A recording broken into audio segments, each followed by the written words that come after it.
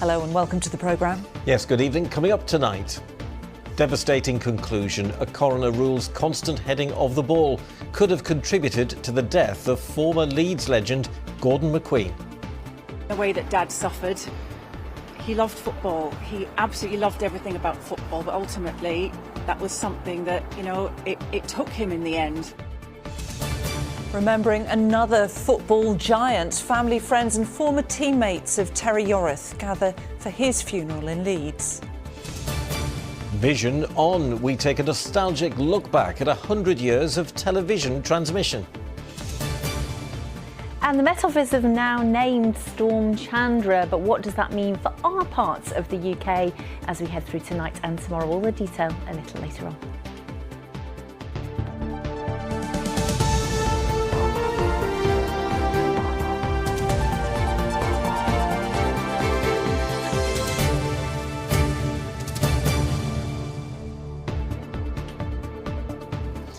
First tonight to the inquest, which highlighted the danger of heading a football, as a coroner concluded that aspect of the professional game could have contributed to the death of a Leeds United and Scotland legend. Gordon McQueen died at his home in North Yorkshire in 2023 from pneumonia. He was 70 years old. His frailty was due to dementia and another brain disease called CTE. Now, the coroner said that repetitive head impacts were likely to have contributed to that condition. Outside court, his family said they saw him suffer in his later years, and despite loving the game, it had ultimately taken him in the end. Rachel Bullock reports. McQueen, yes! It was Gordon McQueen's trademark, powering the ball with his head into the net. The crowds roared, but it came with a terrible cost. He loved football. He absolutely loved everything about football, but ultimately that was something that, it took him in the end. He was certain himself it was possibly from heading a football, so now it's not just, could it be this, could it be that? We know it is.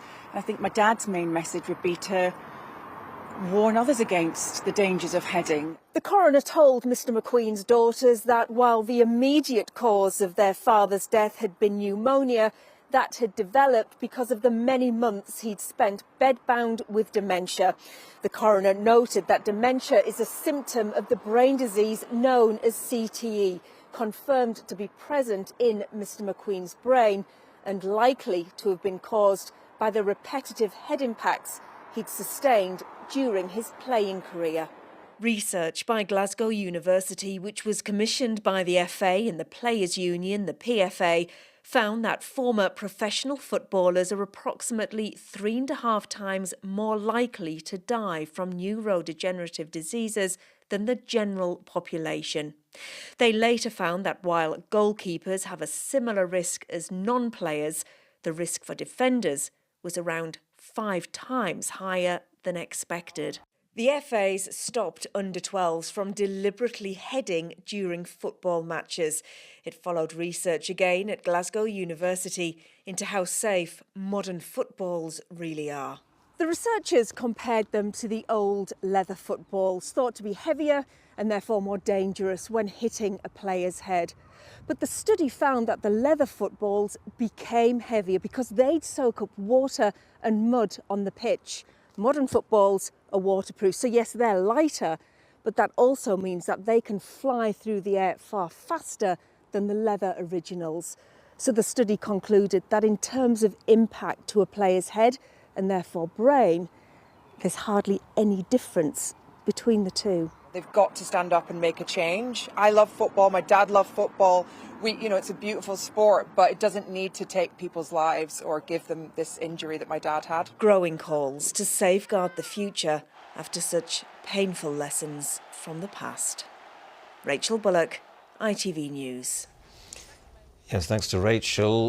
The FA has issued a statement this afternoon, by the way. They expressed their sympathy to Gordon's family and friends and added, "We continue to take a leading role in reviewing and improving the safety of our game together with all stakeholders and international governing bodies." They also said they'd introduced guidance on heading balls. Yes, well, in a day tinged with sadness for the world of football, one of Gordon McQueen's Leeds United teammates, Terry Yorath, was remembered today at a funeral service which was attended by hundreds of people. Well, he made nearly 200 appearances for Leeds, as well as becoming player coach at Bradford City and managing Sheffield Wednesday and his beloved Wales. Among those paying their respects was Terry's immediate family, including his daughter, Gabby Logan, and those who admired his huge contribution to the game. Katie Oscroft reports. Terry Yorath's final journey, the cortege arriving from the direction of where he lived in Leeds. The family he loved, including his daughter Gabby, were there to share their memories and to say goodbye. Now Clark on to Yorath, it's there, Yorath! Terry Yorath was part of Leeds United's golden generation of the 60s and 70s. Many from the team sheets of that era came to honour a man they played with, whilst others knew him as their manager. You just look who's been here today and it just shows the kind of person he was. Once you met Taff, everybody fell in love with him. He was he was a tough man. He was hard as nails, but he had a heart of gold. As Bradford's player coach, he would in 1985 attend the funerals of the 56 people who died in a fire at the ground. Then 7 years later, personal tragedy when his 16-year-old son Daniel died from an undetected heart condition during a kickabout. Terry, what a career. What a marvellous career. He did everything and he suffered as well, which was quite amazing. The Bradford fire and his son Daniel. What a man and what a service. Born in Cardiff, Terry Yorath played for and managed Wales. Today, a Welsh choir travelled to Leeds to sing for him. We never forgot him. A number of us are sort of football fans as well in the choir, and so being able to honour him in this way is very, very special. We're singing Danny Boy as well as the national anthem. Here's Yorath! Yorath, the player, was hero worshipped by his fans. Some got to treat him as a friend. Really nice fella, great company. All the old stories about back in the day with Bremner and, Eddie Gray and all them guys, A very nice gentleman, always a smile on his face. I first went to Ellen Road in about 1965 with my dad, and I was brought up and watching a great team, and Terry was an integral part of that. So. Born out of church by his family, the mourners then left for Elland Road, Terry Yorath's spiritual home, where he was loved on and off the pitch. Katie Oscroft, ITV News, Leeds. The funeral today of Terry Yorath. Still to come on Monday night's calendar, Gogglebox 1920s style. We celebrate 100 years of television at the National Media Museum in Bradford. And cloudy, wet, windy and wintry weather zooming in for some of us from the southwest. But I will give you all the regional detail a little later on. More news now, and a man who murdered a 21-year-old woman in West Yorkshire and went on to rob an Asda supermarket has pleaded guilty to murder. Courtney Angus was found dead at a house on Norfolk Street in Batley last July. Michael Doherty, who's 37, was arrested by police after reports of an armed robbery at the supermarket in Dewsbury. He told arresting officers that they would find a woman dead at the property. Doherty also pleaded guilty to theft and 3 counts of threatening another with a blade, but denied possession of a knife and a fray. A man from Leeds has been charged with encouraging suicide following the death of a man in the United States. Dylan Phelan, who's 21 and from Morley, is accused of the offence in relation to a man in Louisiana who died in October 2024. He's also been charged with making an indecent image of a child and extreme pornography and will appear before Leeds Magistrates Court next month. Police in Bradford are appealing for information after a large brawl took place at a garage off Leeds Road. Now, officers were called to Gledhill Road, where multiple armed people had assaulted 3 men who were subsequently taken to hospital. Police believe 17 people were involved and left in 3 vehicles. So far, police have arrested 3 men, all from Bradford. Well, it's the conversation every family dreads.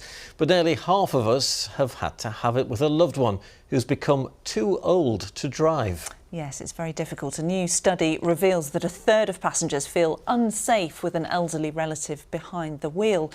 And now the government is moving to take the guesswork out of the equation. Kevin Ashford reports on the push for compulsory eye tests for the over 70s.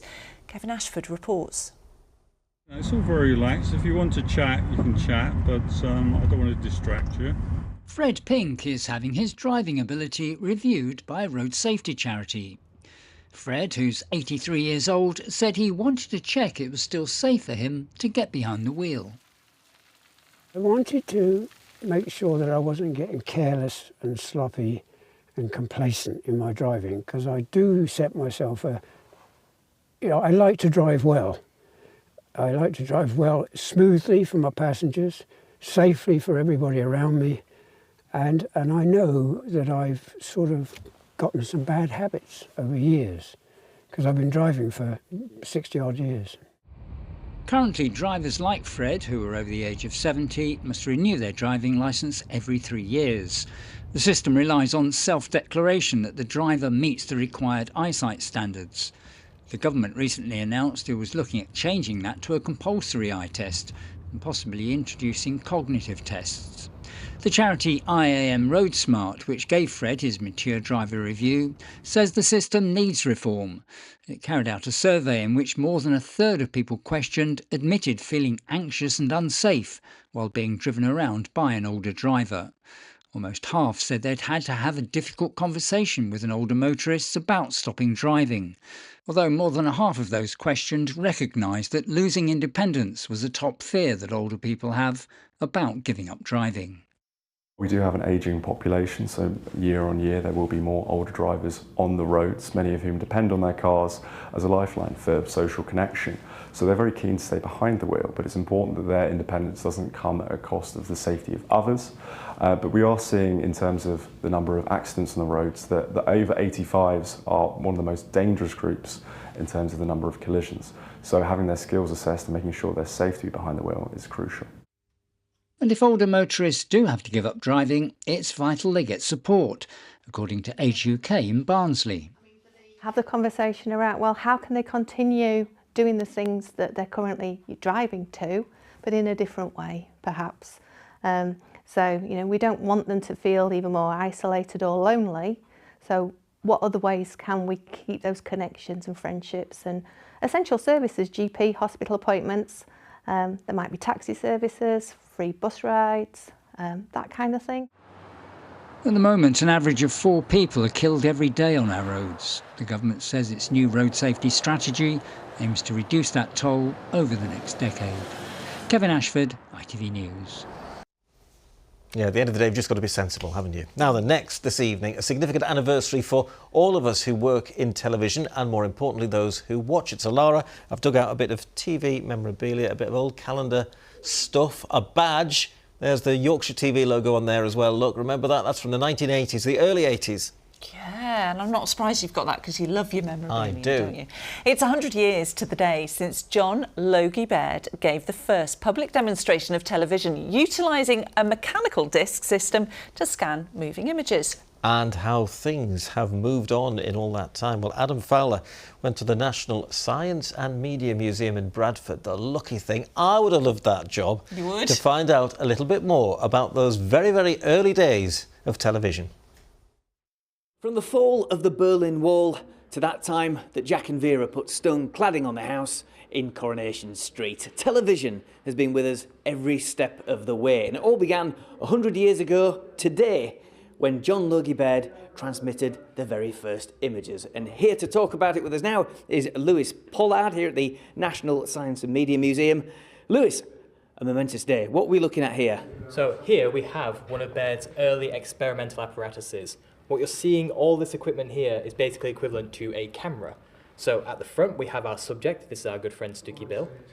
In front of him is a spinning disc with lenses. So this will rotate around and each lens captures one element of Stooky's scary face.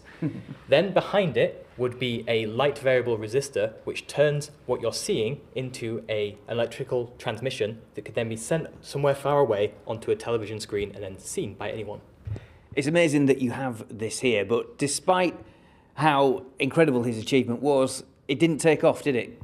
Unfortunately not. So Baird is credited as being the person to first publicly demonstrate television technology, but it's not his system that is the foundation of what we see today. And also, in a way, he kind of invented the first sort of video recorder, didn't he? Yes, so Baird was experimenting with lots of different things across his life. He was working with colour television long before the BBC were, and he was also working at trying to record his programmes, because in the early days of television, everything was done live and there was no way of recording all of that information into anything that could be played back unless you used a film camera. But Baird was working with what he called phonovision, which was encoding his images into basically a vinyl disc that could then be played back. But unfortunately, though he could encode his information, he had no way of decoding it, so he couldn't tell that it actually worked. And it wasn't until decades later that experiments proved that that information could be taken back off the disc. He sounds incredible, but also incredibly unlucky. Unfortunately so, he was a man of many different passions and interests across his life. He ran a jam factory for a while, he was working with inflatable socks. When he was working with television, he received a massive electrical shock, but he was someone who never gave up and was constantly innovating and trying new things. Well, incredible to talk to you. Thank you very much, Lewis. Really appreciate that. There's all sorts of stuff on display here at the National Media Museum. 100 years of television. I wonder where we'll be in another 100.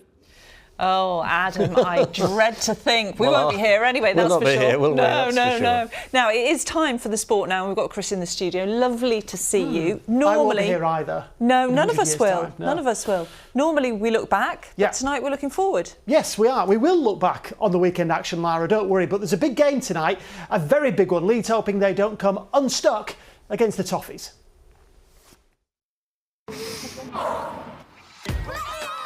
Powering local sport in the community.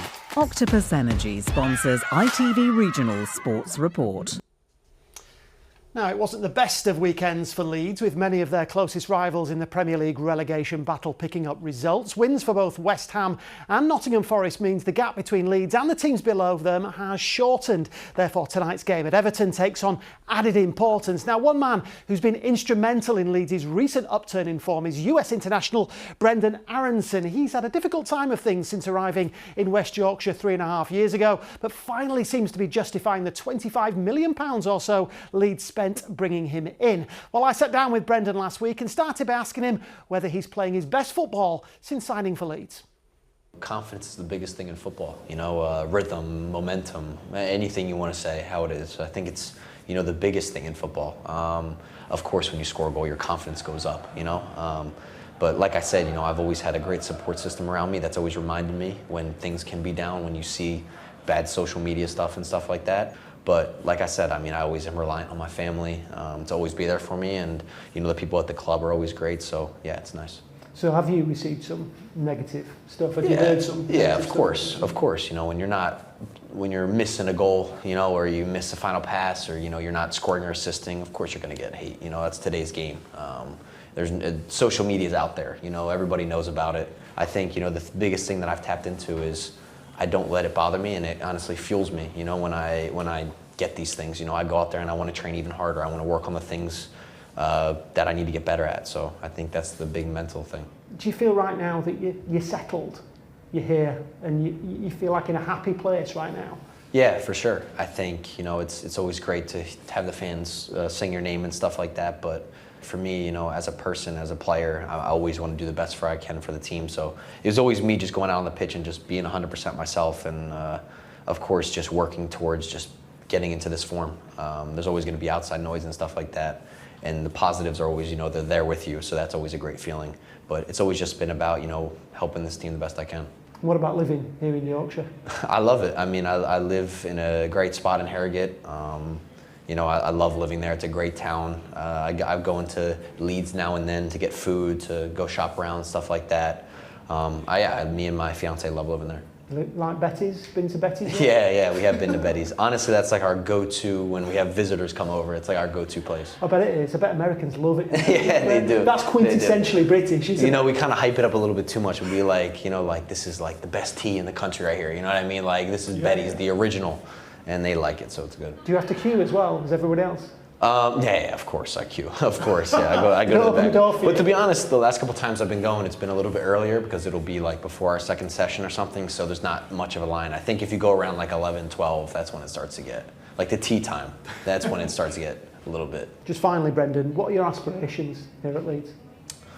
My aspirations are, you know, what I came here to do. You know, I want to, of course, be a player that's a legend here. I want to, you know, be the best player I can be, help my teammates day in and day out. And yeah, I mean, you know, I just want to be a guy that's, you know, of course, well-liked most of all and is a great person, but, you know, always was ready to give their all on the pitch. Interesting. Well, from one wannabe legend to a bona fide one. Yeah, that's right, Ian. Yeah, there's no question that this man, Barry Bannon, will go down as a legend at Sheffield Wednesday. The 36-year-old who's played 477 games for the club over an 11-year spell was in tears at the end of Wednesday's game at Bristol City on Saturday, which they lost 2-0. Bannon is expected to join Millwall this week, easing the club's financial predicament. Barry had meant so much for this club, and I can only speak for 3 years. He has been there much longer than me, but he has been much more than a player for me. He has been a good friend, and he has been a fantastic leader. So, of course, Barry, he means a lot for all the boys, much more than just for football. Well, as for the rest of the weekend action, Patrick Bamford had an eventful afternoon on Saturday, made Sheffield United captain for the first time. He scored a goal in their 3-1 win over Ipswich, but was then sent off, his second yellow card, for diving. Liam Manning celebrated his first game as manager of Huddersfield Town with a 1-0 win over West Yorkshire rivals Bradford City. And elsewhere in League One, well, it was a case of teams squandering leads. Doncaster, the most drastic example, letting slip a 3-goal advantage to draw with Wigan. Rotherham were 1-0 up but drew with Wimbledon. Barnsley were winning 2-1 before they too conceded late on at Reading. But the prize for the latest heartbreak goes to Mansfield Town, who ended up conceding 7 minutes into stoppage time to draw at Stevenage. What about the rest of the sport then? Yeah, well, I was at Headingley on Saturday. I was for one of the return of one of the fiercest rivalries in rugby league. The Leeds Rhinos took on old foes Bradford in a testimonial match for Rhinos man Cameron Smith. And it was the Rhinos who claimed West Yorkshire bragging rights. Skipper Ash Handley scored a couple of tries, whilst Brodie Croft got a hat-trick as well. Bradford, meanwhile, showed some decent stuff of their own ahead of their return to Super League. It finished 46-16 to Leeds. Good to have the rugby league back, isn't it? Excellent. Great, yeah. Super League just round the corner. Brilliant. So 2 weeks very away. Happy fans out there. Thank you. Indeed. You're welcome. Now, the ITV Evening News continues at 6:30 with Gordon McQueen's Inquest in tonight's headlines. Here's Mary Nightingale. Coming up on the programme, an inquest finds heading of football is likely to have contributed to the brain disease of Gordon McQueen, which was a factor in the footballer's death. The country prepares for severe wind and rain as Storm Chandra approaches. And the quest to identify the mystery faces found on the film in a 90-year-old camera in a charity shop in Salisbury. Well, do join me for those stories and more at 6:30. Fascinating. Thanks very much, Mary. Did you see the snow in that photo? I did. That's not coming our way, is it, Keza? Well, we've got a little bit of it, yeah. So we've got a name storm from the Met Office. It's actually our third one of the season, which runs from September to September. So we're now on Chandra, which sort of kicks in from midnight tonight until 5 o'clock tomorrow. It's been named basically because of the conditions that are expected in the southwest of the UK and over Ireland, some very wet and windy weather. But we do have a weather warning in place for rain and for snow over our hills, which is pretty much where I left us at the end of last week before the weekend. So thankfully it's going to plan. I'll kind of show you the bigger picture and it might make a bit more sense. So we've had a massively cold plunge over Canada, moving down over many parts of the States, and that has basically whipped up the jet stream, and what that does is bring low pressure systems towards us. Still quite cold to the north and east, but of course we're in between.